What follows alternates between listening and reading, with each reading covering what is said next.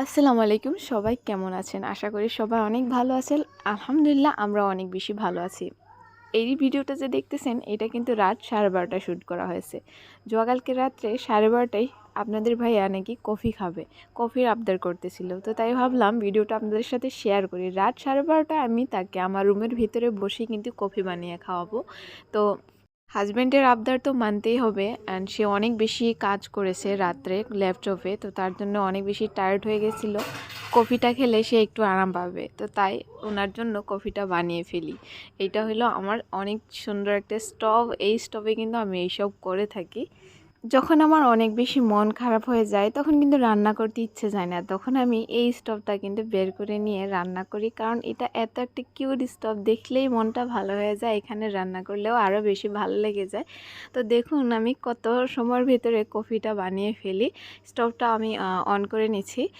এই যে দেখতেছেন এইটা কিন্তু ছোট্ট একটা সিলিন্ডার, এটার সাথে অ্যাডজাস্ট করে নিতে হয়। আমি আপনাদেরকে এরপরে একটা সুন্দর করে ভিডিও বানায় দেখাবো যে এটা কীভাবে অ্যাডজাস্ট করতে হয়, কীভাবে চালু করতে হয়, সব কিছু দেখিয়ে দিব। আজকের ভিডিও তো ভালোভাবে দেখানো হয়নি, তো আমি এরপরে একটা ভিডিও এটার বানাবো। এই স্টোভগুলো নিয়ে কিন্তু আপনারা ক্যাম্পিং করতে পারেন অনেক সুন্দরভাবে। ক্যাম্পিংয়ের জন্য এটা বেস্ট। কখনো কোথায় গেলেন, সব জায়গায় কিন্তু খাবার মিলে না, তো তাই আপনার ইচ্ছে চাইলে আপনি কফি বানিয়ে খেতে পারেন, ম্যাগি বানিয়ে খেতে পারেন, সব কিছু কিন্তু এখানে বানিয়ে খেতে পারেন। গাখিটা কিন্তু আমি মিডিয়াম আঁচে দিয়েই গরম করে নিয়েছি, 2 মিনিট সময় লেগেছে এটা গরম হইতে। তো এখন আমি কফিটা রেডি করে নিব। এখন আমি একদম কমিয়ে রাখছি গ্যাসটা।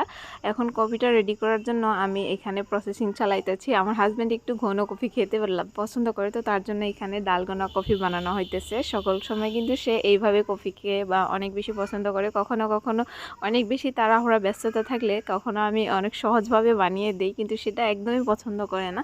তো একটু কষ্ট করে তার জন্য স্পেশালভাবে কফি বানাইতে হয়। তো আমার এটা রেডি হয়ে গেছে, গাখির তো কিন্তু পুরো গরম হয়ে গেছে। এখন আমি আমার কফিটা কাপের ভিতরে ঢেলে নিব ভালোভাবে। দেখেছেন আমরা রাত্রের ঘুম ক্ষতি করেও আমাদের হাজব্যান্ডের আবদারগুলো পূরণ করার চেষ্টা করি, আর তারা কিন্তু একটু কম বেশি হলেই মন খারাপ করে নেয়। তো যাই হোক, কফি রেডি হয়ে গেছে, এখন তাকে দেব খেতে। তো এইভাবে যদি রুমের ভেতরে এত সহজভাবে মজা করে কফি বানিয়ে খাওয়া যায় তো আর কি লাগে, তাই না?